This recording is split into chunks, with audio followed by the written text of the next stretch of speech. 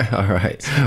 Welcome to the Fed Up Podcast. I'm Ryan, and I'm here today with Jordan. What's up, dude? My man. And we got a special guest. We got our man, Kelly. How you doing, Kelly? Doing well.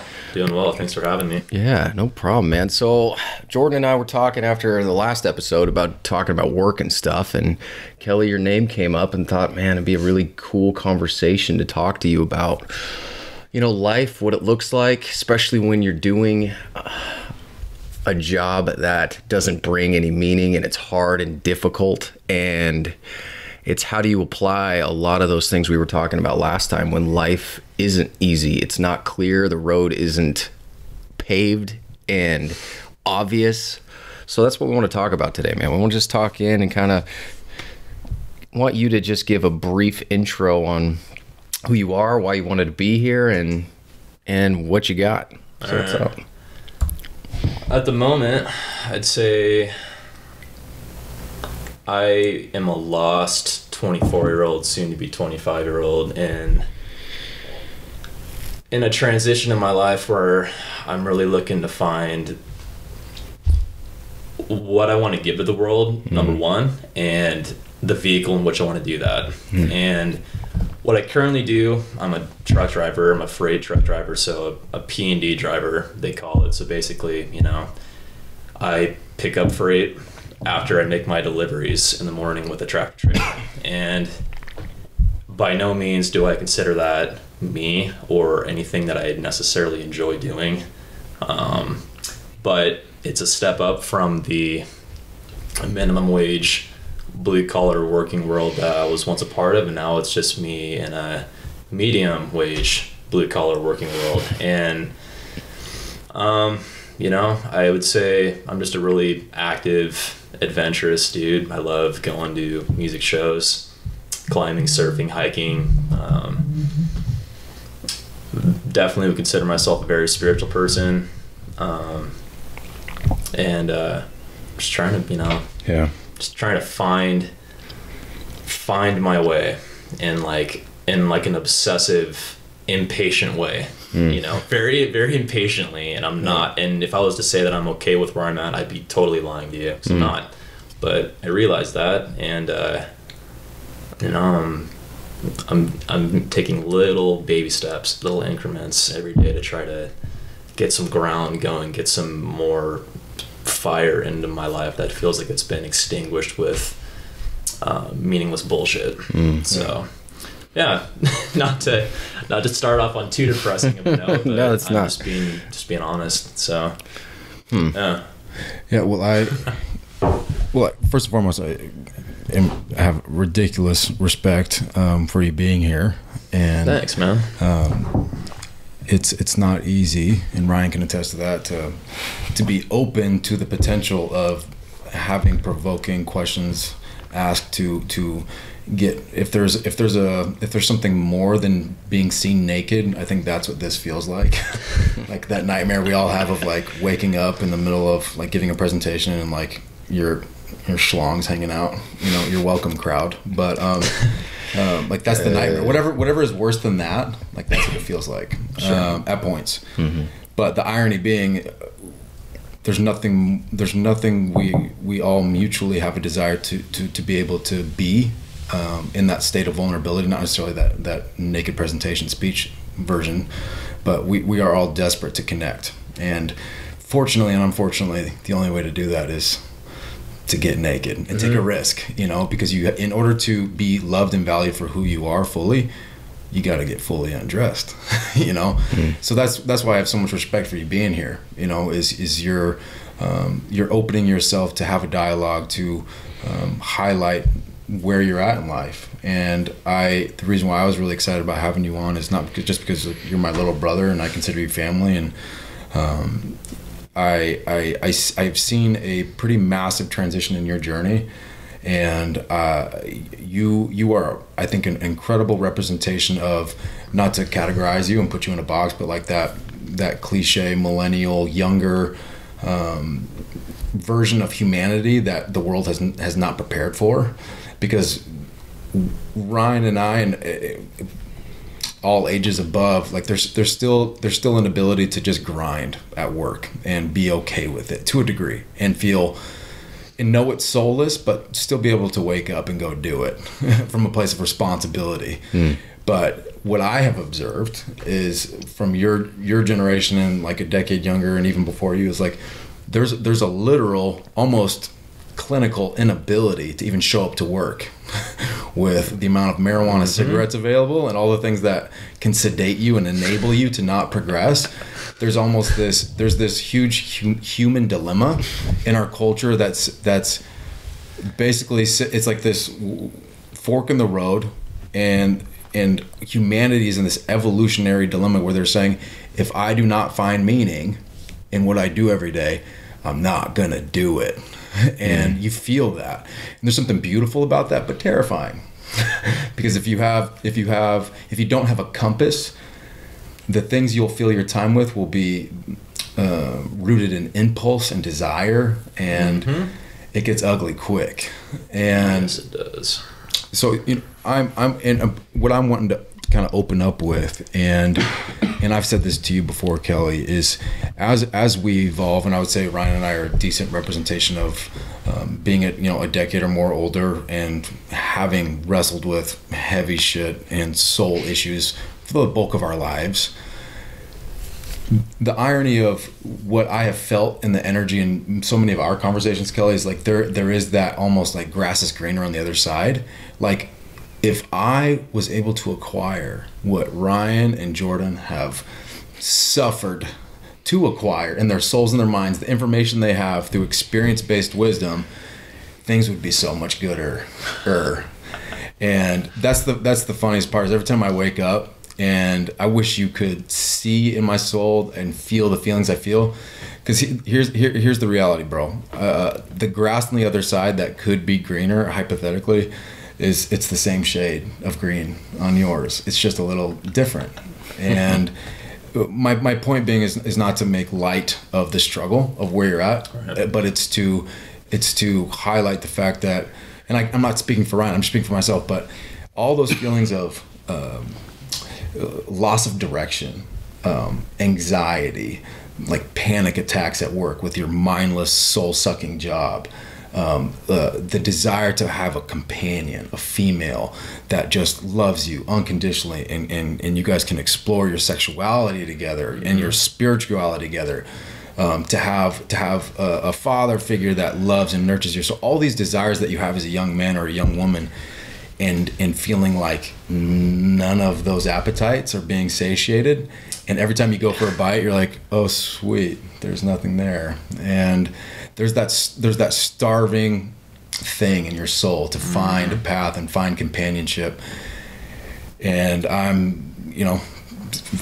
I feel all those things all the time, and it hasn't changed for me. I've just learned to evolve in my level of acceptance with all those appetites, and I've learned to cook up versions of the things that I want to find externally, and I've realized that there's an easy bake oven and a crock pot in my soul that I can create these things that I need, or I thought I could only get externally. Right. So I think that's the biggest part of the spiritual thing that I would say Ryan and I have acquired that differs from where you're at, is, we've gone to Goodwill and we bought an old crock pot and we put it in our soul, and it's not perfect. It's kind of rusty. Some weird shit has been baked in that thing, but it works, So I think that's the beautiful part of spirituality and evolution, is age doesn't really dictate anything. It's always experience-based aging. Right. So I just want to empathize with you and start the conversation off with like an incredible amount of like humility, and saying, Ryan and I, the only reason we have peace is because we know that we know that we don't know, and we accept it, which gives us patience with our process. You know what I mean? That in itself is, I think, one of the biggest things that I'm working on, is patience. Because you're right. Like, I would ask you, do you find your work to be 100% compelling, and is it what you want to give to the world? And I'm pretty sure you would say no. And as for you, I don't know you that well. I would say probably not. But what you guys are trying to teach to me is that it's not about having to have that thing that you want to give to the world, but necessarily you're just doing it by being you, by not tying that to a occupation. And I've been processing that lately. You know, I'm starting to make the differentiating kind of a mental split between, okay, I do this to support myself over here, and then over here, my free time, I'm doing this to build me and then fill my own cup, and then I can give that to other people, and whatever comes of that will come of that. But in the meantime, you just need to learn to accept where you're at with what you're doing that will give you a quality of life. And it's a struggle, man, because when you have a bad day at work and you're online and you're fantasizing about so-and-so who's getting paid through the North Face to go and summit a mountain, and which is something I've always dreamed of doing. You're like, why am I not doing that? They're getting paid to do that. Why am I sitting in a fucking tractor trailer all day hating my job? Sure. So you should just get a snow machine in your tractor trailer and climb in there. Sounds realistic. Yeah. But I mean, some days I can wake up and I can be like, you know what? Namaste. I accept where I'm at. I am at peace with who I am.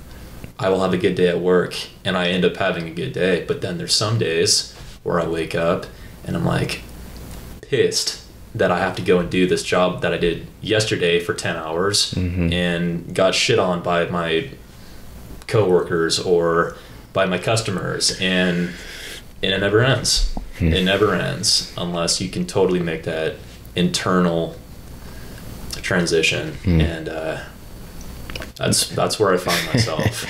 So it's not an easy one to make, man. So I just want to say, you know, to you too, that I don't know you very well, and to talk about the spiritual stuff is something I don't take lightly, because to speak into anyone's life, it's something I feel like so many people want to jump at the opportunity to do. It's like, oh, check out this knowledge I have for you. Read this book, dude. It'll solve your problems, right? It's how many people, they have so much they want to give. But the problem a lot of times is it has to be built. There has to be this relational component, or at least something where at least you know that I don't have some agenda, or I'm just not trying to, you know, make myself feel good because I'm helping you from where you're at or something like that.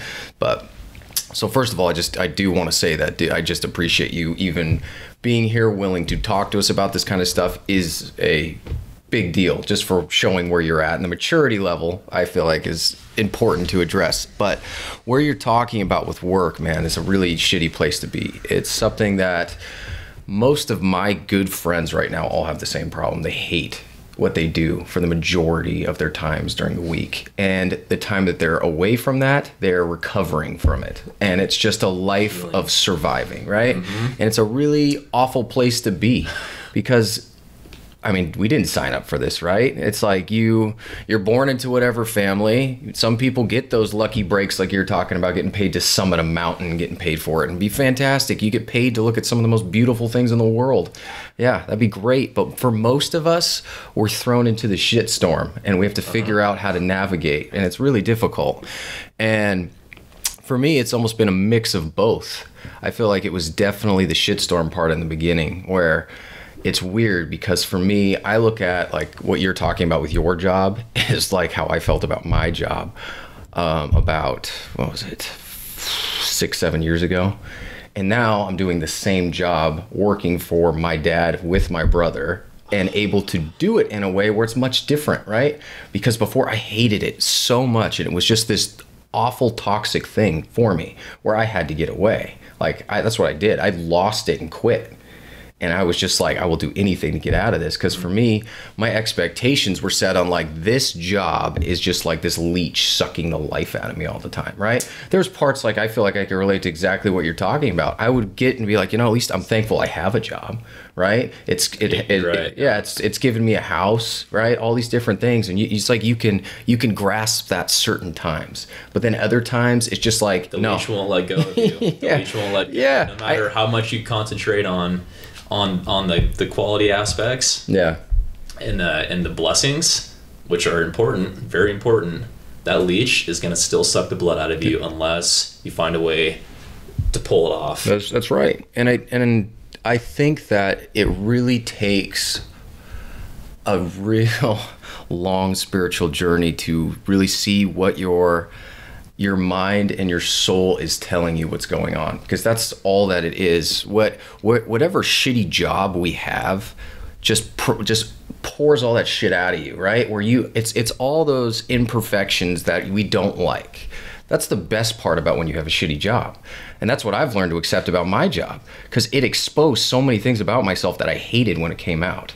You know, you look at it as like, you think of like when they refine fucking gold or whatever, right? And all that shit pours out when they go through it. Right. That's what it was doing. I hated the process. I'm like, I treated my job like it was the problem. But in reality, it was exposing so many things. So I think a big part of figuring this whole thing out is asking yourself that question of like, what is going on right now that is keeping me from contentment, like true contentment, not like the convincing, like I have to accept this because it's you know, a job, it's way better than my last job, I'm comparing it to make my job feel better. Like, how do I get to a place of true contentment? And that is a really difficult question, and something that is a really tough journey. And for me, I don't even know if I'm there yet, but it's been something where I think my perspective has changed so much from what it was, and it's taken a lot to even get there. But it was something that now, like we talked about last time, like I can look at what I do now and appreciate it in a way, because there is nothing on this planet I could think of doing that is going to pull those things out of me like my job does right now. It's not the true work like we talk about. Like, this is more the true work I feel connected with, but it's how, so when you're driving that truck and you're just so disconnected from your job, right? That there's just like, you can't find too much meaning in the fact that like, I'm taking these from point A to point B every single day. Yeah. It's a necessary cog in the system, but I fucking hate that cog. Yeah. Like, it's just something I don't want to do. So what is the next step that comes to your mind when you think about it? Like, it's like you look at this, you have been appreciating it because you compare it, but like, where is it leading you? Like, what's it causing to?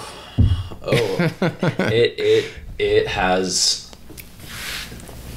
the utter discontentment that I've felt some mornings from doing what I do, and I'm not going to sit here and say I'm a victim. I make $21 an hour, and I know a lot of people raise families on a lot less. Mm-hmm. So in that respect, I'm a privileged white boy in a first world country, and I don't have any reason to bitch.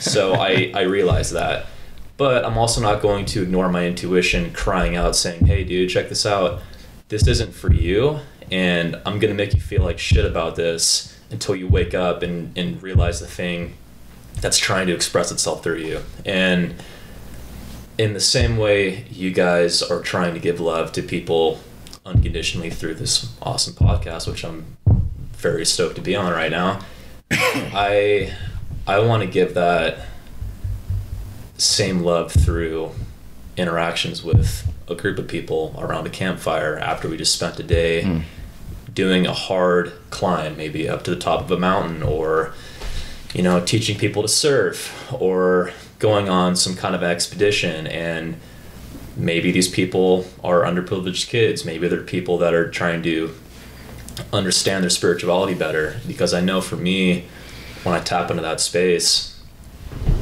something really profound happens to me spiritually, and you know, not to sound too hippie, but like the love really starts to kind of manifest in me when I can break away from the concrete dirt jungle filled with cars and cynical people all day, which really hurts to be in all day. And so I'm actively understanding that that's what I was kind of put here to do. I don't really know the logistics behind it, but I know that that's really what I want to do with my life to some level. So I'm still working out the kinks, and I'm not totally sure how it's going to look, but I've taken so many chances in the past, just totally making career swaps like 6 or 7 times, that fearlessness is still there to just totally remove myself from what I'm doing and redirect towards something else, because I know each time I do that, getting a little bit closer. Just a little bit closer. And you get one life, man. And if you're going to go out with that dance in you that never got to be danced, it's sad to me. I see a lot of people that, and like, you know, not to put my dad on blast, but my dad is in this industry and he could have done something way more fulfilling to him, but it turned him into this really kind of a nasty, cynical dude. Sure. Because he agreed to do this his whole life and he didn't want to take a chance. And I think you need to get out there, get out of your comfort zone and take a chance, you know, and push yourself. Be in that space of fear and unknowing, because that's where the creation happens. Yeah. And you got to do it. Yeah, I think that's the great debate with how do you navigate dialing your compass so you can't escape that concrete jungle. And I think your dad is even a further generation removed from Ryan and I. So you're looking at 3 generations: your father, Ryan and I, and yourself.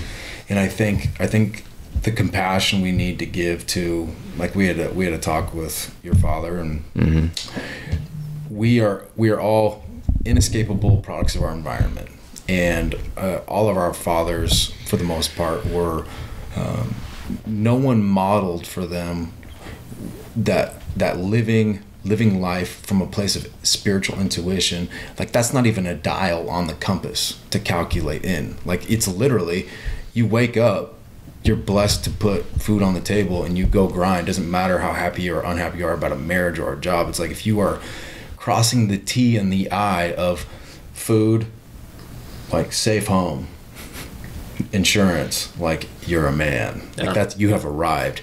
And there is a spiritual element to our being that will forever be dead if that's your existence. So and I think there's a lot of beautiful things that have come out of who your dad is, and he sounds like an incredible man who has had an incredibly hard time navigating life. And a lot of beautiful things, I think, that are in you are directly from who he is. And what's beautiful is you're getting the chance to be 2 generations prior to where he's at. There are people that are modeling a different environmental lesson that he never had.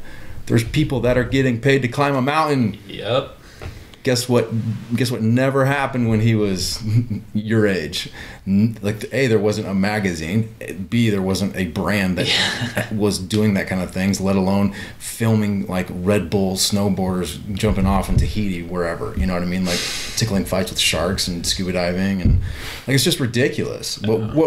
So that's what sucks, is there's that Adam and Eve element to your generation that says, it's like, don't eat the apple. And you're like, well, why? It looks delicious.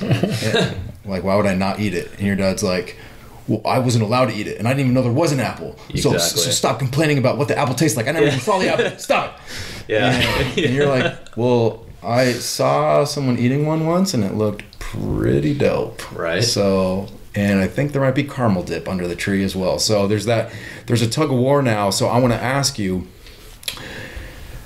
where you were when I met you and where you are at now is radically different in terms of your spiritual evolution and your ability to navigate on this path.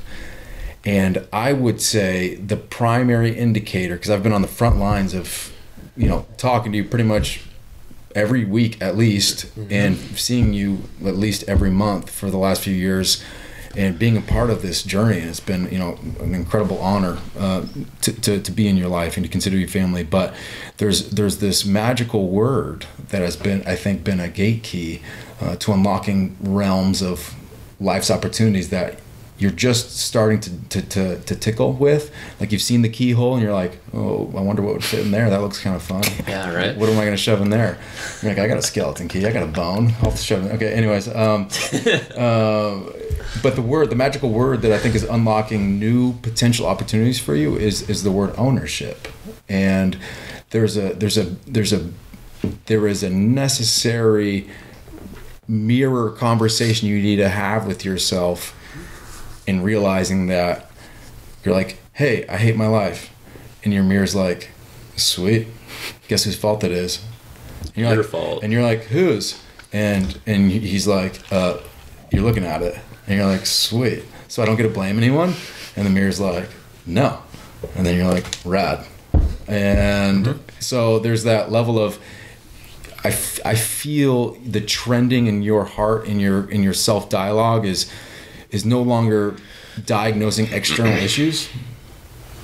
And again, this is where Ryan and I think found a lot of meaning is going on the inside. And Ryan so eloquently talked a lot about last week, especially about the premise of what we're doing is trying to encourage people to not seek who can I piggyback on to their success of spiritual development? How do I go inside myself? And he's the guru of articulating that. And I'm just like, dude, don't stop using your mouth to say those words, because that's rad. So my question to you is, what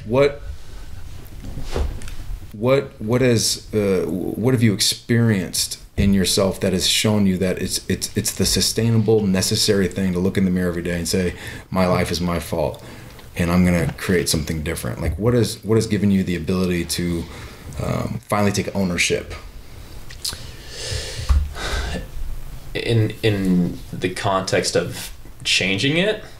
Yeah, being where you were and now where you are, to starting to do a job that isn't necessarily your favorite job, but like you said, your job in your life is facilitating this relentless inability to keep doing what you're doing. Like, you're getting getting the shit beat out of me emotionally. Yeah, I've talked to Ryan many times before. It's like, my life didn't really change until I finally audibly owned to myself, like, I'm so fucking exhausted of being so fucking exhausted. Like that, it was this like magical dove catchphrase in my soul that freed me, because I finally realized that I'm so fucking exhausted. Then I should probably start doing things differently.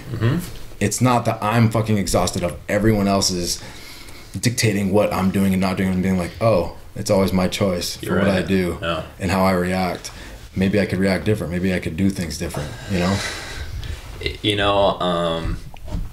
I actually told someone this yesterday, which is in my way kind of bringing it back up for myself and teaching myself again.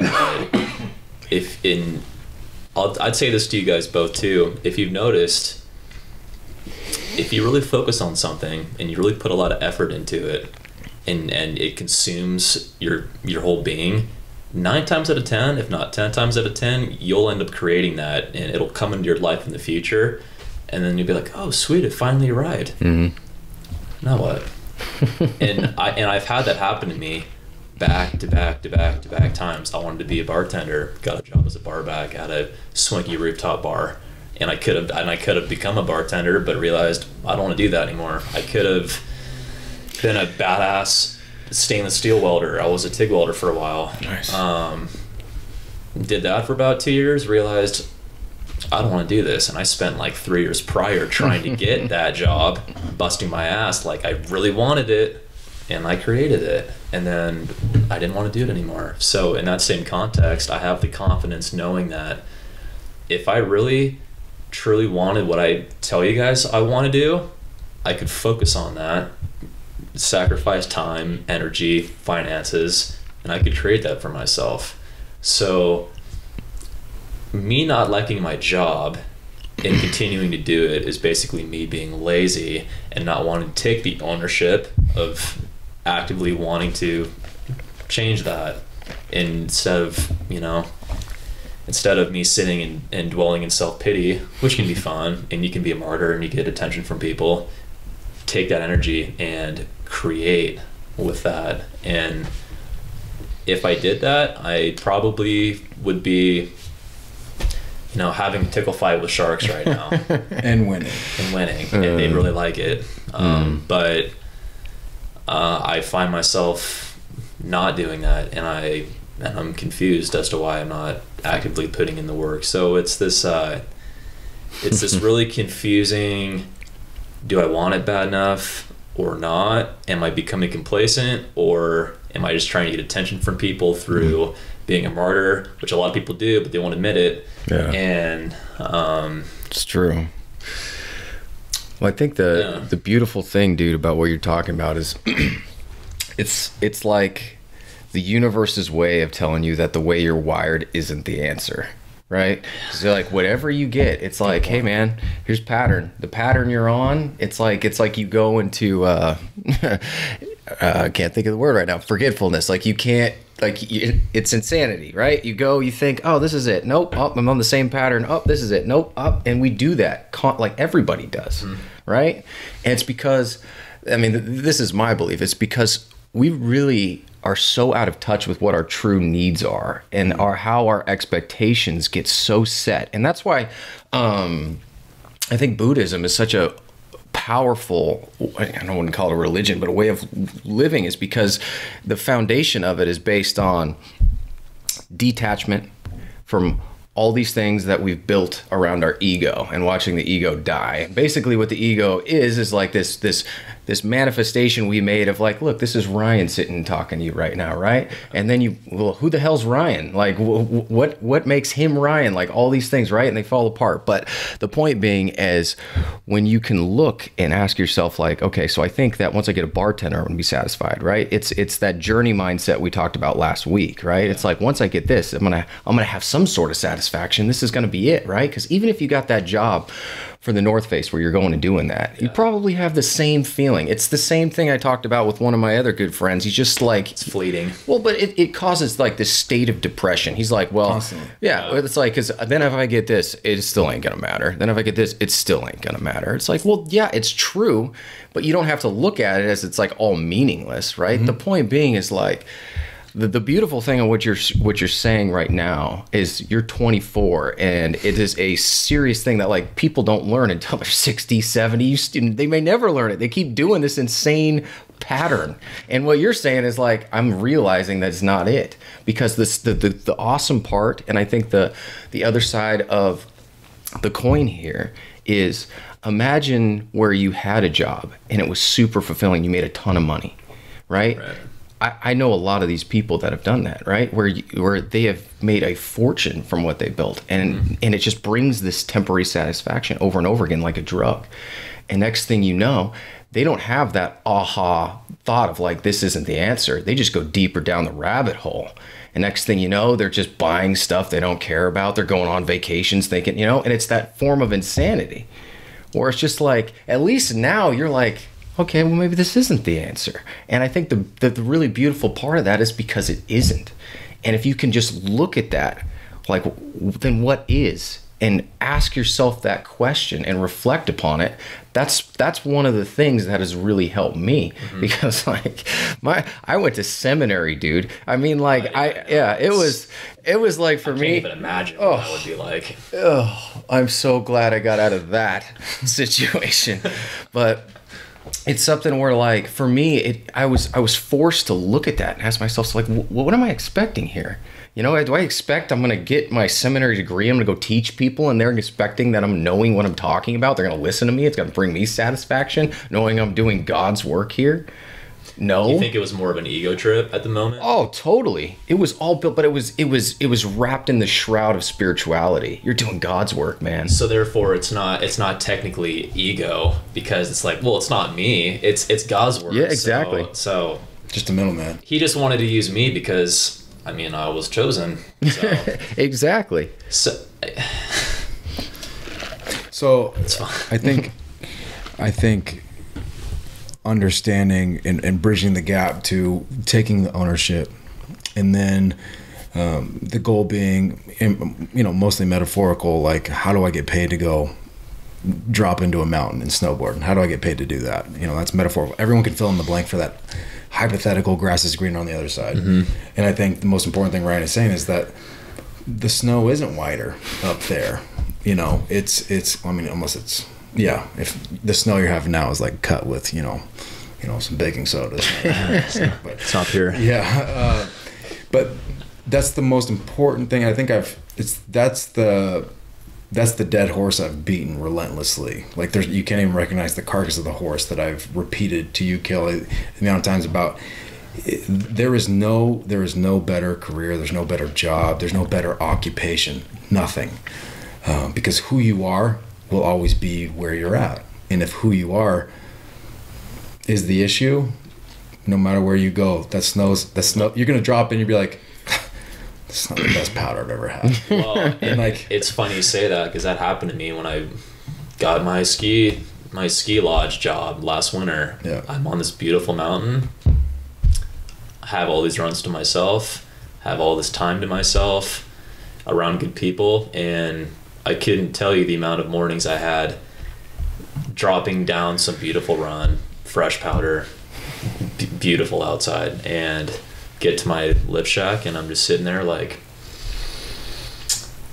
I'm really bored and I'm not doing anything with my life. And that's literally what I was telling myself. So you're right. Like, yeah, it's different settings, same state of being. So, and Ryan, I want Ryan to talk more about this, but that's the goal, is in that almost detached Buddhist like state, to like let go of needing to have specific agendas being accomplished at this moment in my state of being, and moving towards a place of not needing to move at a specific rate or be anywhere specifically at a specific time, but to fully be where you're at and know what that means in that moment, but to continue to move forward in a place of complete acceptance and forgiveness for the rate in which you don't think you're moving forward fast enough. So I think that's you alluded to the we're wanting to write, direct, and choreograph our own hero story. Yeah. And that's why we idolize and just exactly. At the box office doesn't lie. Like, entertainment is always a reflection of what we desire our lives to be. That's why it's so fucking entertaining. Well, what if, my dad had the longest, most beautiful, gorgeous blonde braids and dropped a hammer in my crib and he's like, go get him, slugger. It's like, what if we were Thor? Think about that. Yeah. And there's some sick level of like selfish ego eating that popcorn. Sure.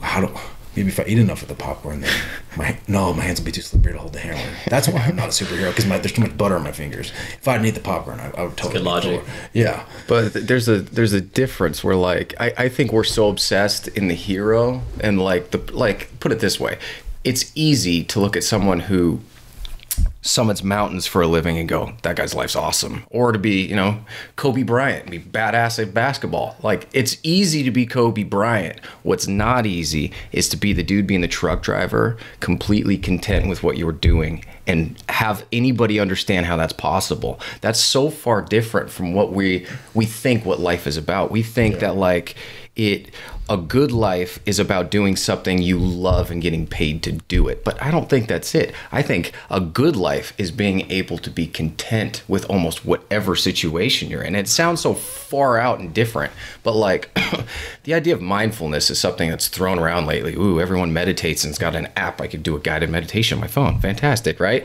But the fact is mindfulness is something that is so far off from our, like, anywhere near what we do. Like, right. So mindfulness, for example, would be like doing the dishes and focus on just doing the dishes, looking at the soap, like being with what you're doing, as this is the most important thing in my life right now, right?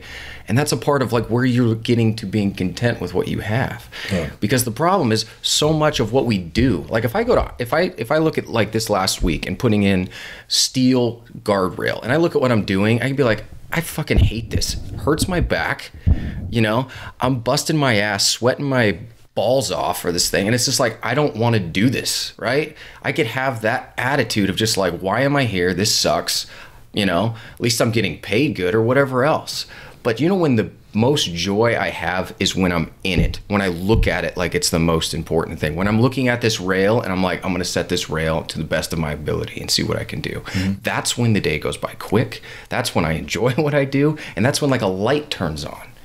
And that's like this key concept that I don't think we have anywhere near a grasp of what it looks like, because we can't even watch a movie without fucking around with our phones. Yeah. Seriously. Right? Because we're so far gone from what it looks like to even channel that. So I think that what we're talking about here is like, it's so ingrained in us that we have these expectations of life's better when fill in the blank.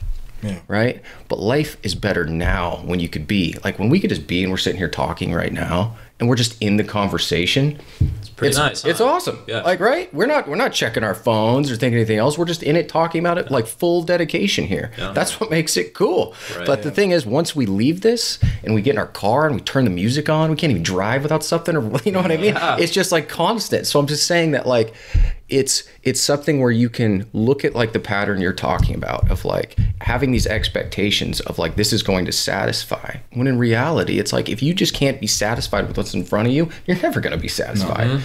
And that's the key lesson to learn this insane cycle we're on is trying to teach us. It's like beating into your head. Hey man, wake the fuck up. Well, I guess my question to that would be, how does one make that transition? Because it's a learned behavior. Mm-hmm. And I'd be the first one to admit, 80%, no, I shouldn't say that. 75% of the time, I think on the negative because I fantasize on what my life could be. So I'm always dwelling on the negative. So I guess the real question is, how does one, starting tomorrow, make the mental swap from, I'm going to think positively today. Sure. I'm going to be grateful for my job. I'm going to be grateful for my health. And I'm not going to be a cynical, sarcastic person to my coworkers because deep down I'm really pissed off. And make that switch all of a sudden.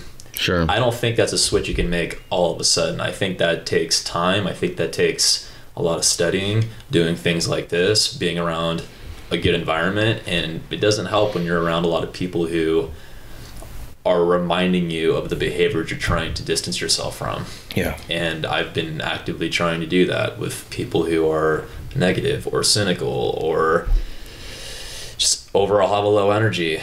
You have to, because if you're around that all day and you struggle with that, it's reinforcing that this is normal behavior. Everyone hates their job. Everyone's bitching about their relationship. And it's like what you taught me a long time ago about that avocado tree isn't going to become an avocado tree when it's trying to grow in rocks. It needs a nice fertile soil. It needs plenty of water and sunshine.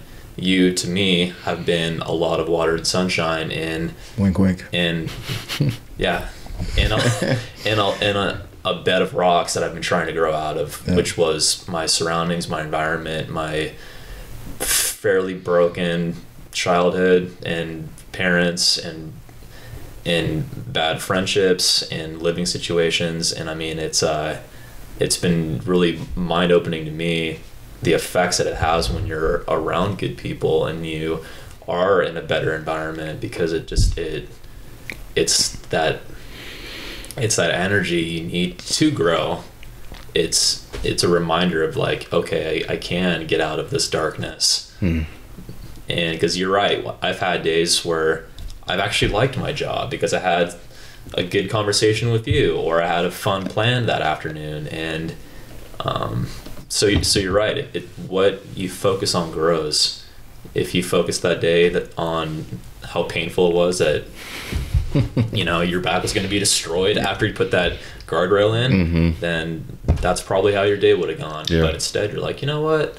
I'm going to flip the script here. I want to see how well I can do this, and totally be present and focus on just this project. And all the pain and the suffering and the dwelling kind of went away, not so mysteriously. So, well, it's weird how, that if you can be in it, but sometimes it's really hard if you really, I guess you just don't connect with what you're doing. It's hard to just be in it. It's easier said than done. Yeah, for sure. But I think a big lesson I've learned is you change your perspective, you change your thoughts, right? That's how it is. You change your perspective on the way you show up at work or when you wake up in the morning and stuff like that. Your thoughts follow it, right? And changing that perspective is something that's really difficult, because when you wake up, a lot of people are just like, shit, it's Monday, right? That's what we're probably going to feel like when we wake up tomorrow. Call that the Sunday blues. Yeah, that's right. But it's different when you can actually have some of the truths like we talk about resonate with you to the fact where it changes your perspective, where you can wake up and you actually feel gratitude instead of trying to convince yourself of gratitude. Because a lot of times that's why, you know, a lot of people talk about doing like a gratitude journal, right? They write things they're thankful for all the time because they're trying to like ingrain that in their brain to like be grateful. But it's a hard thing to do to change that perspective, because it's not easy. Like I know it's like tomorrow, right? I'm going to be setting all these pieces of steel with the tower crane in this really shitty alleyway between two buildings, and I know it's going to be a bitch. I just know it is, right? But like if my attitude is that, and I'm like, it's going to be a bitch, then it's gonna be a bitch. Oh, she'll be there. Yeah, right, right. But like the difference is like I look at it and I'm like, well, this could be challenging. Yeah. You know. But the thing about it is, like my perspective is changed where it's like I know I can do it. I'm gonna figure it out, and you know it doesn't define me even if I fail. Yeah. That's the big part, because the problem like with work for me, especially working with family, is when you fail, you feel like you're a failure. A multi-tier failure. Especially when it's beaten into you, right? Yeah. And it's different when you can look at it. Like I look at it and it's something I appreciate now, because like I know tomorrow it will be a puzzle I have to figure out. Yeah. Right? But to be in it, like I know once I step in there, once I get all my shit on, put my hard hat on, you know, go up there, it's like I am in that. Right? You go into work mode. Oh yeah, but I'm straight up in it. Like I am thinking about everything. You know, it's like, and that's the one, I guess, good thing about like what I do compared to something like what you do. Right? I'm forced to be in it. I have safety precautions. I have to watch everything my guys do so they don't kill themselves or kill someone. Yeah, right. Yeah. Where I don't have a choice.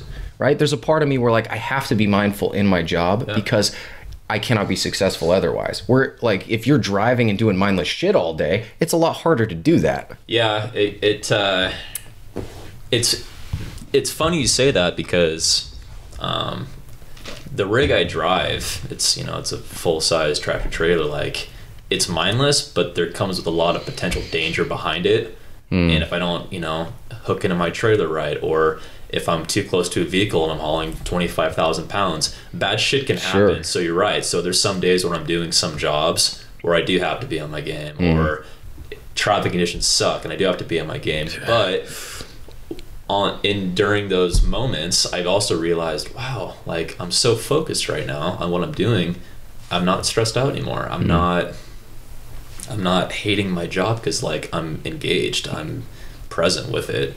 So you're right. I think you reach a certain level during certain days where that one job that you hate, it's almost kind of like it's a blessing in disguise, because it's removing your distractions from all of the bullshit things that you dwell on, because you have to be in it. You have to be in the moment and be focused. And especially like with what you guys do, I've worked in shipyards. I know how real it can get with those cranes and all the heavy machinery, and there's guys down below that can get squashed right now. Just happened in Seattle.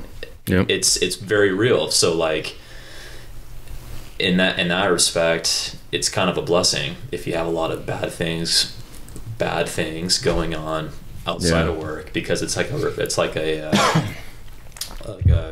I don't know, a distraction, I guess you'd call it, some kind of a reprieve from dealing with all those other things mentally. And so maybe it's not necessarily such a bad thing after all some days. Yeah, maybe you almost kind of need it to keep you at a better frequency. Yeah, I thought, going off of both of what you said about your perspectives of the jobs you're doing and your attitude with it and what that manifests at the end of the day, whether or not it's a quality day or a negative day, and pretty much whatever you preemptively think it to be, it will become. A lesson I'm not going to say I taught myself, but it's a decision I made in terms of my acquiring different tiers of ownership within myself. When I started a new career path and was a carpenter, I was incredibly blessed with all the different opportunities that were given to me within that industry, because I busted my ass thoroughly, and I had an incredibly, almost to a fault, positive attitude with everything I did. And I have found that to be an incredible superpower to, no matter what you're doing, like you alluded to to be setting steel. Like there's a level of mindlessness to it, but there's also a level of like potential hazards and just physical wear and tear. Like there's so many things going on that are potentially negative, but if you choose to be fully present and in the sense of every sensory awareness being there and saying this is all that matters because this is where I'm at and this is what I'm doing. Yeah. So to give a little story with how much better life can become when, regardless of what you're doing, you just put that ridiculous amount of painful positivity into it. It's infectious and it manifests. That level of energy infects everything and everyone around you. And I got sent to I was already a good decent amount of time into my new career path. I had developed an incredible rapport with a lot of high up people in my job, and they were sending me to this new big job. They taught me all this new blueprint shit and this like all this technology. Like I was gonna go do layout and this like very amazing opportunity for where I was at in my career path. And I show up and the job got postponed that I was supposed to start and do. I was supposed to be the first guy there to do blueprint layout, all these new machines, blah blah blah, like way over my head. I ended up pushing a broom around for almost over 3 weeks every day. And I went in with the mindset of like, I'm going to go do this really badass new technology and like, you know, make my fingerprint and just dominate. And super ego, but humbly going into it being like, this is a badass opportunity. And when I get there, they're like, here's Slugger, here's a broom. And they need you to sweep everything everywhere. And I was like, wait, you don't know who I am? Like, I'm the guy who's supposed to come over here and like do... brutal. Like, what do you mean? Like, that's brutal. I had this like, don't you know who my dad is? Aren't you gonna be nice to me? Because like a couple of the highest guys in my company were like really nurturing and cultivating my path, and that's why I was going here to do this amazing, ridiculous, amazing opportunity. And the guys there, all the foremen and bosses, they have no idea who I am, and they're just like, you were sent here to start this thing, but it's not ready, so here's the broom. But I'm like, I'm super competent. I'll do really gooder. Like I can build things gooder. And so I was like, sweet, here's the ego dilemma. I can either like make every particle of dust that ever dropped here like embarrassed that it was here, and I will make it known that this is supposed to be the cleanest place in the world, you know. Or I could just be like, do a half-ass job, you know, sweep around, have a bad attitude. Dude, I became a sweeping samurai, and it was one of the most fun little periods of my career thus far, because the amount of like positive energy and like positive comments, all these like old badass dudes have been like guys not in my trade coming up to being like, I really appreciate what you're doing. Like, that's awesome. Like, that's amazing. And all these other and I ended up getting a different opportunity than I went out there before. And I got onto a different crew that I didn't end up thinking I was going to be on. And I'm on a whole new path within my industry because I pushed the broom with a vengeance and had a pretty awesome attitude the whole time. So I just tell myself every day, you're never going to fail if, like you said, if you choose to be fully present where you're at and choose to have a positive perspective and choose to inject positive energy into it, even if it's sarcastic. And like I say all the time at work, and if anyone hears this at work, they're going to want to stab me. But I always, whenever shit hits the fan at work, I just pause. I'm like, guys, this is an incredible opportunity for greatness. It's an opportunity for greatness. And they're like, what do you mean? I'm like, seriously, if everything was happening perfectly, we'd be out of a job because artificial intelligence will have taken over and they prefabricate everything we're doing. That's right. But I'm like, how awesome is it that people are bad at their jobs? Yeah. It gives us a job to fix. It's true. You know? I want to add to your story because I was listening to this interview. We talk about Ram Dass a little bit, but it adds to what you're talking about, where he was up there like given this awesome speech talking about how he's seen who we really are and connected with the universe, and how, you know, he's been able to like let go of his ego. And the whole time he's talking, there's this old lady sitting in the front row just like, yeah, that's right, you know, just like agreeing with like everything he's saying. Like he was like, this old lady was just like bugging her the whole time. He's just like looking at her like, how the hell does she like know this stuff already, like agreeing with everything I'm saying? Like, this is taking me 60 years. I've done every drug under the sun. Yeah. I've met with this guru, and there's this old lady sitting here like she knows what I'm talking about. You know what I mean? Like, I'm dropping knowledge here that people are going to be awakened by, and this lady's sitting here like, Yeah, I know. Been yeah, there. Yeah, that's right. Yeah. And so like afterwards he gets done and this old lady comes up to him and she's like, oh man, I loved everything you had to say. There's so much that I agreed with and believed with. Like I'm so connected with what you talked about. And he's just like, so how did you learn all this stuff? She's like, oh, I crochet. Like that was her answer. What a gangster. But you understand, like, so she's in it, crocheting every day, just so in what she's doing. So awesome. That if you treat it that way, it's like a rabbit hole to get to what we're talking about. That's the part that's amazing. We just don't look at it that way. So you look at pushing a broom.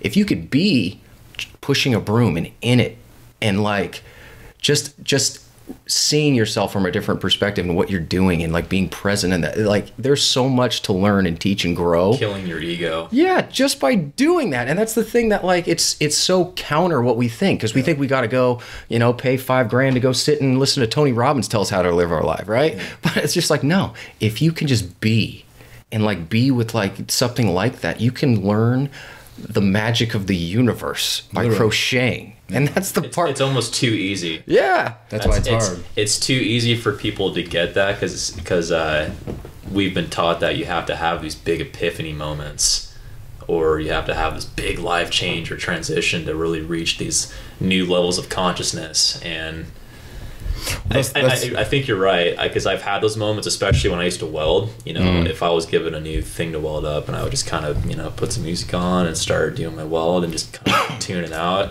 I felt good. I felt just so present and with it that I didn't desire to be anyplace else or dwell on my problems or change my life situation like I do now. I was just like, cool, I'm comfortable. I don't have to go use the restroom right now or anything weird. I can just focus on what I'm doing and life's okay. And like that lady who crochets, she understood, she tapped into, if I just keep being like this, I'll continue to learn and I'll have a good life at the end. Yeah. Yeah. And why that's so hard to reach that level. Maybe it's just because some of us have overactive brains and we're way too creative with our thinking. I don't know. No, it's a very again, not to continue on the it's too simple thought, but that's the worst part of and the saddest part of the story for understanding why we don't do the things we need to do is because figuring out what it is that we feel we need to do from a vocational standpoint, the answer is inside, and that's why meditation is so we have so much resentment towards it, because we know in our souls that the idea of going somewhere quiet and quieting the noise, metaphorically and literally, and sitting on a bench in nature and just listening without an agenda and just being open to what hypothetically could be more fulfilling in your life in a direction, it makes us angry, because that means we have no excuse. We have no excuse to seek to find what it is we are supposed to be becoming. If we, from a Tony Robbins-esque way, if we can invest $5,000, if we want to understand that sweat equity is the most necessary thing to acquire enlightenment. And this proves my point. A woman at a Ram Dass talk, It's funny. the path, the canvas in which the universe, God, opened up and painted all the truths of the universe as God's nature in her soul. The canvas was just sitting with a couple needles and like going in hard in the paint with some crocheting. And it just proves my whole point is the reason why we don't do it is because it's so simple and it's so counterintuitive. We want it to be difficult because our nature says, I want to have an excuse for why I'm not doing it. Mm-hmm. It's a brutal pill to swallow, and I try to nibble on it every day, and I spit it out most of the time. Case in point, last night I'm thinking about having this talk, and I'm like, I want to do something like really profound. I want to write like a poem for Kelly that's like going to talk about like he thinks, you know, we're in this place of enlightenment, and I'll be like, bro, I don't know where the light is. Do you know where it is? And he's gonna be like, bro, if we don't know, where is the light? And I'm gonna be like, we're all gonna die. And it wasn't gonna be that sad. No, my point of that is the reason I did it, and I woke up this morning feeling sad and feeling like a victim and feeling a level of depression this morning. I know the reason I didn't write the poem last night is because I still struggle every single day to believe that I could be fucking spectacular if I fully manifested who I am. And it's so fucking easy to sit in a smaller version of who I am than try to fit inside of the infinite possibilities of who I could become. It's scary. It's fucking terrifying. It's scary, man. Yeah, and I'm admitting that right now, and I'm not proud of it, but it's so important for you to hear that. That's why I'm having the courage to say it as like my little brother. Like, know that the big brother isn't a bigger lion. Like, he's not out fighting bigger beasts. It's the same beast. It's just a different flavor. And I very easily could have sat down and written something that was very powerful for myself and hypothetically could have been for you, and it could have been a beautiful moment. But that shows you that's where I'm at in my process. And I quickly, as quickly as I woke up and felt the sadness that I didn't have the courage to do it, I felt the forgiveness of accepting where I'm at today. And maybe someday I will write a poem like that, and I hope I do. But if I don't, I won't. And that's okay too. And that kind of rhymed.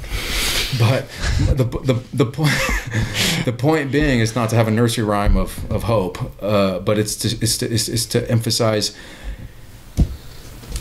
the path is so simple. And Ryan and I can both attest to, if the state in which we are trying to acquire is already within ourselves, it's only our fault if we're not going into that place. He doesn't have the answer for me. I don't have the answer for him. You don't have the vice versa. Nothing he and I will ever say will be the answer for someone else. All we can do is encourage each other and encourage ourselves to go find the only fingerprint answer within the own subjective reality that the universe, God, is waiting. The soil is there. The seed is there. But the most beautiful thing of perfect love is perfect patience, which means God, the universe, has given us the opportunity, the soil, to create our truest truth, to manifest the highest level of who we are in this dimension of reality, whatever the fuck that means. But the perfect love, the perfect father, the perfect mother that God, the universe, is, looks at the child and says, I would never do you the disservice of forcing that thing to grow inside of you if you're not ready. God, the universe, will always co-create the reality with you when you're ready. And if you go to your grave never having manifested who you were potentially could have become, it's not a better or worse reality. It's just the one that you happen to live as a byproduct of your circumstances. So that's the most important thing each day, is to recognize, in the same way I had the humility to admit that I wasn't brave last night to write you something, I also realize and give that patience and acceptance to myself, which gives me hope that at some point I will believe that I can be as powerful as I believe God can be through my soul. So, and I think that's our responsibility, is to as intimately and openly admit when we're weak, and also very important, and also encourage each other when we know how to access strength and how to manifest that. And I think Ryan and I will always just encourage each other and encourage you is to know that you're the only one that's going to know. Mm-hmm. This is the work. You know, I think moments like these are what I want to make my 9 to 5, essentially. Yeah. And I think you guys, to some degree, would like to as well. I mean, or not. I'm not trying to speak for you. I'm just getting this kind of energy from you guys. Like, that's what we're trying to all give to people on a big scale, sure, or at least, you know, on a smaller, intimate scale. And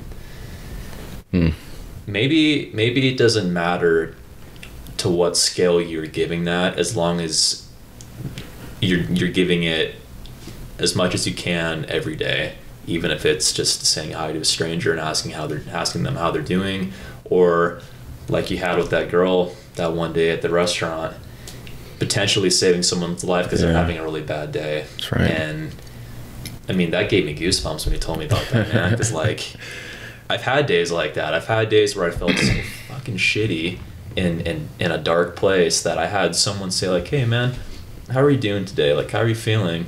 And just feeling that love from someone who genuinely wanted to ask how you're doing was enough to like give me a little bit of water in that empty cup, and that little bit of water sustained me for the week, man. So if it's any testament to like, you know, you guys giving me this kind of attention and love, like it's huge from the standpoint of a kid that, you know, has abandonment issues from family and bad friendships and bad relationships. And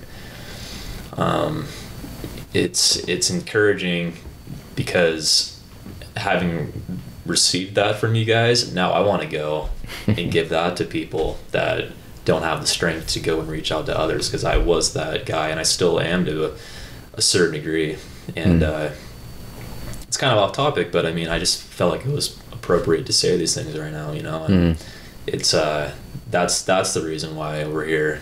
Totally. That's the reason. Not to go and fuel your ego to become the next Tony Robbins. Who cares? Yeah. And make a bunch of money. It's to help people you need the help. That's right. And it will come back. It will always come back full circle. I know for a fact that's the way God and the universe works. They're not looking for you to go and do good, so they'll give you good back. They just want everyone to fill each other's cup up, so that we're not all feeling like shit and feeling lost in our lives. That's right. It's really all, that's what it comes down to. That's pretty much Buddhism, from what I've been gathering. So I've heard that part. yeah.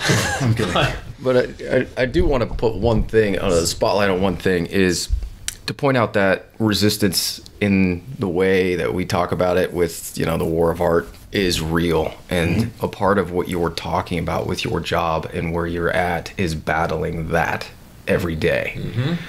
And that's something that we need to acknowledge, because it is real. The way this universe is constructed, it seems like there is something that is made to keep us away from becoming who we are meant to be, who we truly are, doing the work that is in our soul to do, right? And we can look at it and say resistance sucks, blah, blah, blah. But there's also part of us that has to learn to look at it and appreciate it. Yes, because it's the weight making you stronger. We It's the need driving it. force. That's right. It's the uncomfortability that makes you get out of that dark spot. If I loved being a truck driver, why would I be complaining and be like, hey guys, how's your week going? Oh, That's it's been right. great. You know, my week's been fantastic. I wouldn't be having these conversations. That's right. So in essence, the pain, super necessary and worth it to me. Exactly. And that's the part too, where it's like you bring this full circle, and we talk about how simple it is to seem like to find the answer, but a part of it's also appreciating the problem. Because if everybody was gurus and stuff, like, it'd be pretty freaking boring. Like, you know, at least we get to have these conversations where we're wrestling with stuff. It's real. We're trying to figure all this stuff out. Yeah, it's important, because it's so easy just to look at it and be like, you know, screw resistance or blah blah, you know, just like get out of the way so I can do what I'm meant to do and be who I'm. But it's like, no, that's part of it, man. You got to learn to. Yeah, it's right. And I think that's one of the coolest parts about just getting to talk about it the way that we are, is it shows how real it is. It shows how we all battle with it every day, and it's not like you get to a place where it's gone. It's always there. Yeah. But there's a place where like you can get to it and appreciate it, be like, oh, here it is again. You know what I mean? And it's something to work through. Because that's the one thing, dude. Life's full of constant screwballs. You never know what's coming your way, right? There's points in life, like I feel like I'm in like this peace period, which is great. It's just like God's kind of like throwing something my way, being like, hey man, here, write about this. Yeah, it's awesome, right? But when there's something that comes and it's a curveball, you're like, dude, I have no idea what to do now. Right?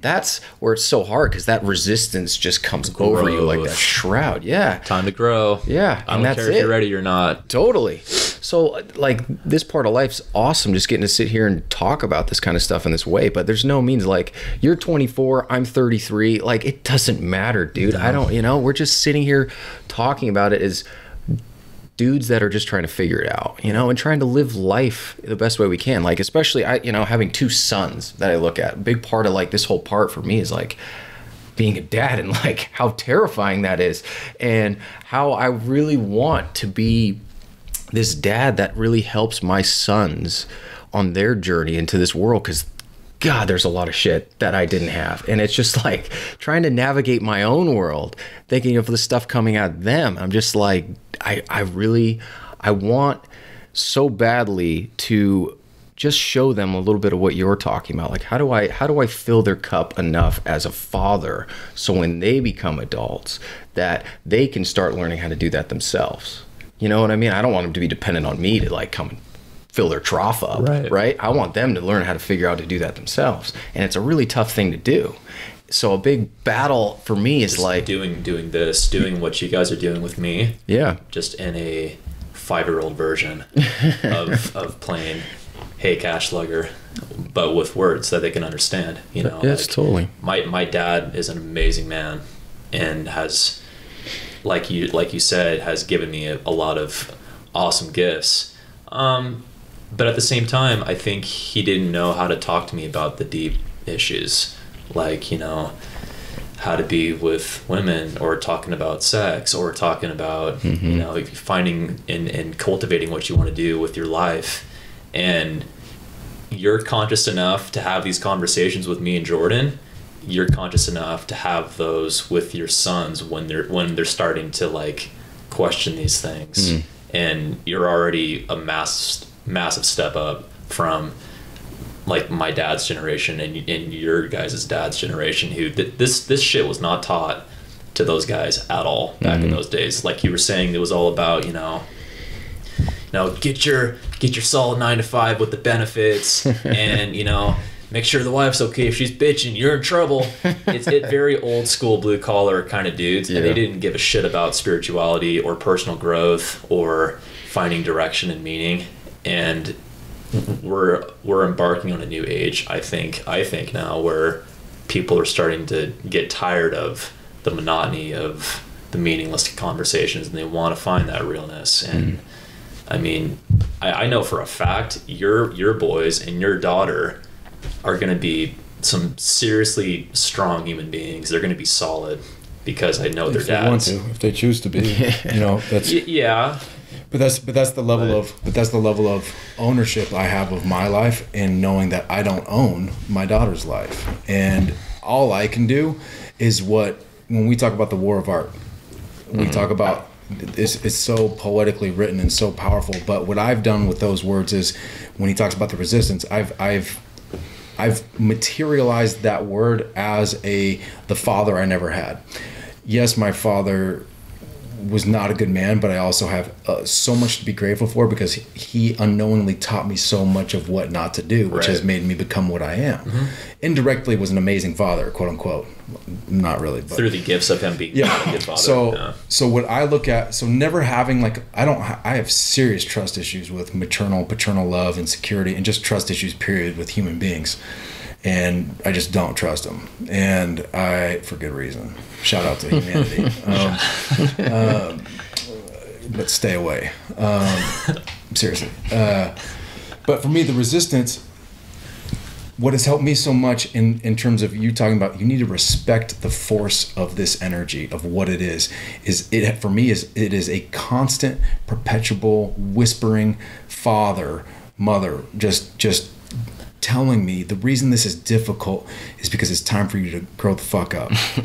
And the reason why this is challenging is it is an invitation handwritten from the universe, God, whatever, that you need to press into this thing to create the next evolution of what you are. And that's what we as fathers are trying to do. That's what I'm trying to offer you as a big brother, father, mentor, whatever. And you're succeeding. Well, no, there isn't really a scale of success other than consistency. And all I look at, the constant barrage of provoking thoughts I have all day, of like last night, like I want to sit down and do my work. I want to write something. I am passionate about writing, expressing myself through writing. The resistance won last night because I was afraid of how powerful that thing would have been, and the implication of writing something powerful is now I have to carry this torch. And it was much easier to go to bed not having written it. I'm like, I already know how to be where I'm at, and it's already exhausting. Why would I want to make it more exhausting? But that's what we do, is we're afraid to become what we are, because if we become what we are, we're gonna have to maintain it. And that's the saddest part of growing up in an environment with fathers who were never taught this, mothers who were never taught this, and being in a school system that grades you from day one. We're constantly suffocating and needing to be better than what we are. And the beauty of resistance is, in true spiritual resistance, in a Buddhist-like way of just being in a state of full presence, is you are perfect how you are, but there's more beauty to be explored in this dimension of reality. And it's that kind of really uncomfortable, very sharp stabbing to the side of like, wake up. Like, why are you settling for something that you don't need to be doing anymore? And there's so much more beauty on the other side of this. And I think it's important to not just throw out resistance as this ethereal idea of God's provoking, intangible, like luring. God's like fishing up in the clouds and like, oh, it's time to grow up, slugger. Oh, it's like swim upstream. Yeah. It's like, I don't want to. He's like, you'll be delicious. I'll smoke you. You'll be a delicious smoked human after he catches you. And there's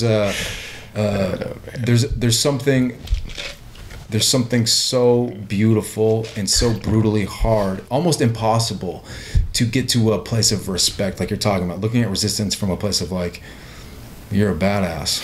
I hate how much I love that you're here, and I guess you're allowed to be here in my soul's home. And I think that's the goal, and that's where I think you and I have gotten to, is kind of being that frustrated, and I'm not happy about it, but I've learned too much the hard way about how necessary it is to do my work.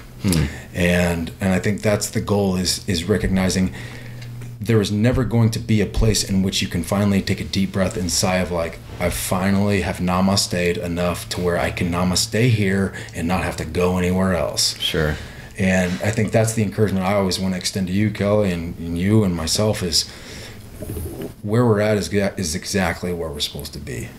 And until we get to a place of realizing where we're at is the most beautiful, perfect moment, and there is no greener grass than the grass we're standing in right now, even though it feels like it's mostly manure and there's no sprouting grass. Yeah. There's still beauty in that, because being in a lot of shit in soil metaphorically means it's very fertile. Sure. It means I'm going to get ready to do that next transition. Yep. Yep. So. No, man, and I do think that, it's important to look at it like we need to do our work, but it's also important to realize that it's not our savior. No. This is not going to bring purpose and meaning to our lives. This is not what it's about, right? It's important to do it because that's tapping into what you need to do, and we need to do that. But it's not a matter of like so I've talked to you about writing a book since I've known you, right? I remember sitting in Starbucks with you like 3 years ago talking about, I've been working on it for like 6 or 7 years, right? And I could think of when I actually get it done and then like my expectations of it, right? And the most freeing part lately is like, I just look at it as like, I'm doing my work. That's all that matters. Like, be with what you're doing. If I'm not satisfied doing it and I'm just waiting till it's done, then I'm missing it, right? The point being is like, it in the end, it doesn't matter. None of this matters. It doesn't. And it's almost like once you accept that, then the meaning comes out of it. Yeah. And that sounds really hippie and ridiculous, but for me, it's just like, I do my work because I have to. Yeah. But I don't expect that it's going to make me anything. It's just me being me. It comes out of you. Exactly. Organically. It's like a part of what I wrote about was like talking about I am, right? When you think about identity and who you are, when you think about I am blank, however you fill that out, right? But a part of you is just being you in the moment, right? I am with you guys right now having a conversation. That's who I am right now, right? So like if I look at I'm an author and I want to keep that boxed out, then I'm robbing myself of it, right? So the point is, it's just like, I'm going to do my work because I know I have to in order to fully be me in this place I'm at right now. That's me doing my job. Just like you were doing your thing when you talked to that girl at the restaurant. Mm-hmm. That's you doing your work, right? And sometimes you do it unconsciously. It just kind of flows out of you. Yeah, right? But like the point being is it's not the answer. It's just you being you. It's being present. Like, the book's going to get done. 5 people read it, 5 million people. Who fucking cares? It doesn't matter. If it matters to me, then I'm looking at it and expecting something that shouldn't be there. So the point being is like, do our work, appreciate resistance and do it, but just let go of the expectations. Just be with it. Be it. Yeah, exactly. Be it, not expect something from it. Yep. Don't tie your ego vision of yourself to it, Sure.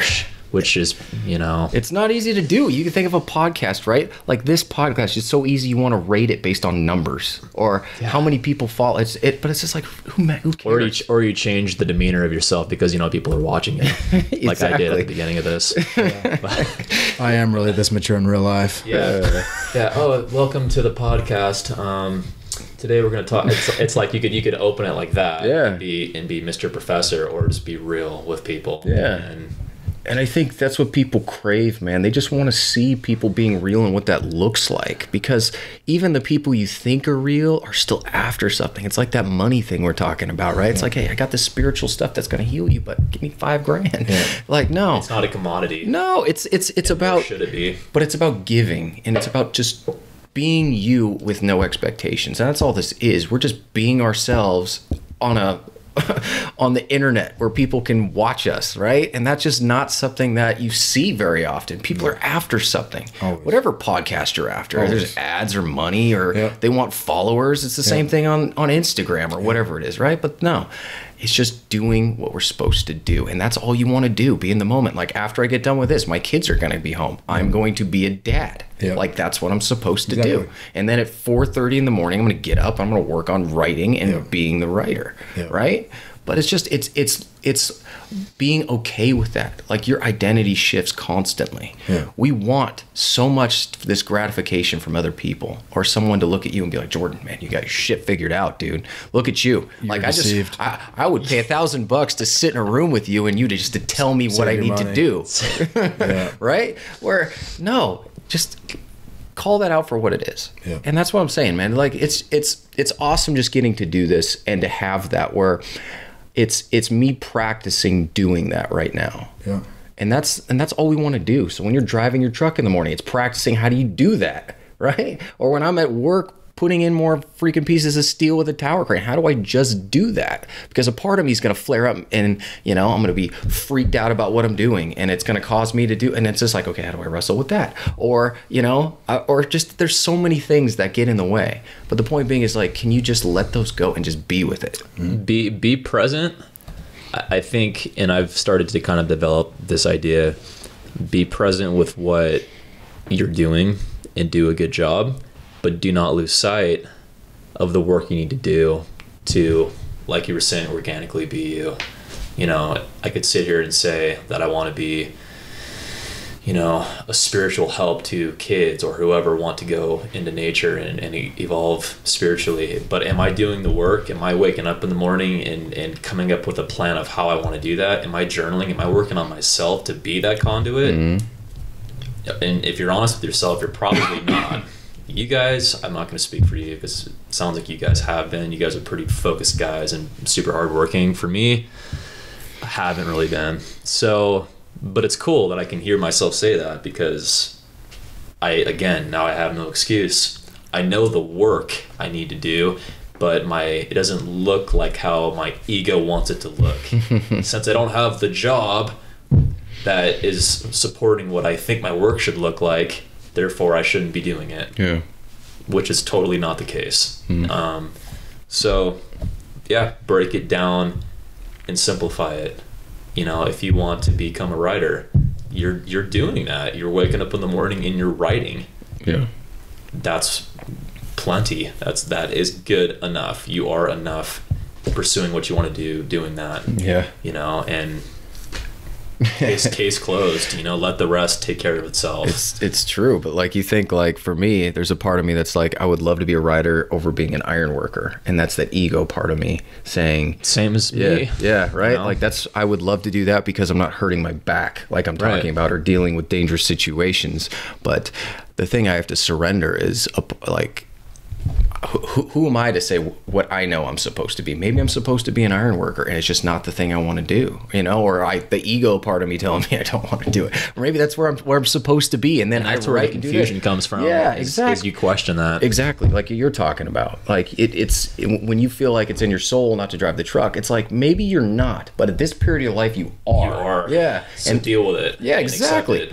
Exactly. And so yeah, there's a freedom that comes, I feel like, when you can wrestle with that. And it's not easy to do because, my attitude was so crappy for so long being an iron worker because I refused, like, I should not be doing this work. You almost don't want to surrender to a force that's saying, like, you are an iron worker, Ryan, so deal with it. And you're like, fuck no, I'm not. And that's like how I feel. Yeah. I don't want to be. A lot of the guys I work with are really out of shape, cynical, just kind of down and out truck drivers, and I really don't want to look like that or act like that. So I tell myself, well, it must be the job. Yeah. It's not me. It's the job's going to turn me into that. So I got to get out of this shit. No. Yeah. It's you. I can work out. I can eat healthy. I can stretch. I can have a positive attitude and not be like that and still be a truck driver. That's right. So it is, man. It is your mentality behind it. And yep. And I think that there's so much too of just like where you don't know when you're having those moments at working at a restaurant, like with that girl, like you talked about. Like that story's impactful because it's like the stars align for you to have that feeling of compassion for her, right? And you wonder how many times we miss those because our attitude's so shitty. Yep. Right? They're all over the place. Yeah. So I'm just saying, where it's just like, I've surrendered the fact that I really don't know a lot about myself, let alone what the future holds for me. And so the difference is just to wrestle with what's in front of me now and to figure out how to best live my life with what I got in front of me right now. And there's so many things that seem unsexy about what I do right now that it's like I want. Phrase. Yeah, well, exactly. It is. It just is. And like you want that sexiness thing, like, oh, I write books. But there's a part of it, like you said last week, where a part of me is terrified. Like if I was writing books and making a living off that, oh my God, that'd be terrifying. It's a lot easier to go build a building and then walk away from it, right? Leave the stress at work. Yeah. Yeah. So anyway, it's something where, I don't know, I have really been able to let go of so much, and there's so much freedom that's been just life-giving, I guess, because it's changed my attitude. And like I said before with the whole perspective thing, when your perspective changes like that, those thoughts follow. Yeah. And it's different when you could go to a construction site full of miserable degenerates and have a completely different perspective, and it's not saying I'm perfect. I get sucked into it. Absolutely. But it's different where you think you don't want to be the cynical truck driver. Like, I don't want to be the... Exactly. Yeah. You don't want to get categorized into that which you're trying to remove yourself from. And that's the hardest ego trip to get over, is like, you guys, I'm sure, especially know this working around those kinds of union workers, because I've worked with those guys, and they are the farthest thing removed from anything truth, any kind of guys looking for truth or spirituality. They're like he was saying, and I'd laugh my ass off when he said it, they're all about, well, shit, can I get a third pinch of dip in my lip? And maybe if I get this extra couple inches on my truck, then I'll be more badass. Yeah. I've worked around so many guys like that, yeah. and it's a really lonely place to be, because you want to have these conversations with guys that you like, but they're in the matrix. Mm-hmm. They're not going to tune into that, nor do they probably want to. So you're like, all right, well, how do I get out of this and go find a group of people who do think like that? And everywhere you go, there's going to be people who are tuned in, who want to pursue these kinds of truths in self-development, and there's going to be a majority, like 99% of people, who couldn't give a shit less, and you have to accept that. Yeah. And the ones that do, you'll quickly realize they do. Like when you met me that night and we bonded over disgusting conversations, that like, okay, I can invest in this person, and that's cool, but the other people, if not, that's okay too. Have a conversation with them, and if it's meaningless, then leave it at that and be on your way. That's right. You know? Yeah, I think the point to take away is there is an inescapable burden we all bear, and it's not a generationally inflicted reality of finding out the antidote to be in a state of being that is peaceful. And I think the weight of being human is going to inflict every human, no matter what age, what generation, what environment you grew up in, didn't grow up in, what you did have or didn't have. Every single thing we have or didn't have, our parents, fathers, everyone has and had an incredibly different, unique life experience, and every one of those experiences comes with different blessings and different curses. Being too blessed as a child creates a level of inescapable apathy and expectation that life's going to continue being great. Right. And once it's not, you're crippled because you're an emotional cripple. You never develop the musculature in your soul to persevere. Right. And you will forever sit on your ass doing a job you hate and saying it's not my fault till death do you part. And then there is some of us who had the gift of being young and being very emotionally crippled and having the courage to figure out how to get out of that. Get a pair of crutches. Okay, how do I get a pogo stick? Okay, how do I get a four-wheeler in my soul? It's just that evolution of how do I find the means to transport my soul away from a place of I'm a victim of my reality. And I think what's beautiful is that you're fucking 24, and I tell you this all the time. Going on 80. Well, no, it's you. The things you're wrestling with, I didn't have the courage to even or explore when I was 24, or let alone knew how to navigate down that path. So I just have infinite respect and hope for you. You're ironically named, your last name's Hope, and you're hopeless most of the time. But I have Thanks, so man. much, yeah.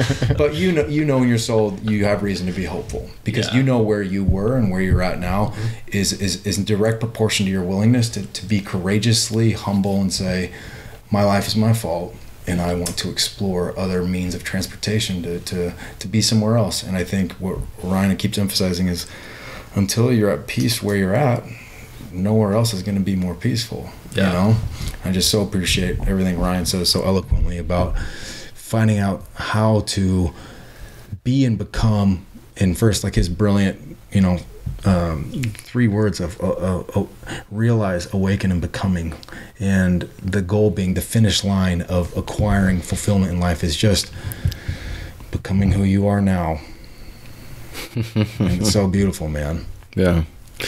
Well, I do think it's something that's you reject, like you said, you reject who wants that? It seems too simple, right? You want it to be difficult, so you have excuses or whatever else. But it's easy being the victim. Yeah. It's really easy. Well, that's what we live in, dude, a culture of victims. That's what you want. It's easy to be the victim. My dad was a dick. My job sucks. I have whatever ailment you have, But where does that get you? That's one thing I've realized now. Where does that get you? Nowhere but downhill. Yeah. Literally. Okay, so you get some more attention from people. Great. But your life still sucks. Mm-hmm. And does that feel good? No. Are you probably addicted to that to some degree? Kind of. But you don't even know it. And yeah. It's hard. You don't want to, people don't want to be called out for being victims. They want sympathy, they want tolerance. So that's where we're at. We're just saying that that's not the answer either. But no, man, you guys, I think this was a really cool conversation. I'm glad we did it. Definitely. So is there anything else you want to say before we wrap it up? I would like to say for guys my age, if any of you are watching, keep charging, keep trying new things, get dirty, take risks.